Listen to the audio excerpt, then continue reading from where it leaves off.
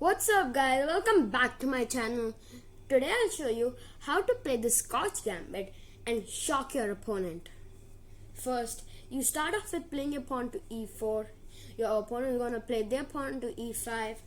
You're going to take out your king's knight and they're going to take out their queen's knight. And then you're going to start trading pawns by trading your d4 pawn. And if your opponent accepts it, you're going to play the Scotch Gambit by taking out your light squared bishop. Now, if our opponent plays this, it's not a very great move because we are going to push our pawn and just win tempo against our opponent because his knight is going to retreat. Now over here, if our opponent doesn't takes out its knight and just pushes his pawn, what are we going to do? We are simply going to take his pawn, and if our opponent starts attacking our pawn, we are just going to ignore it.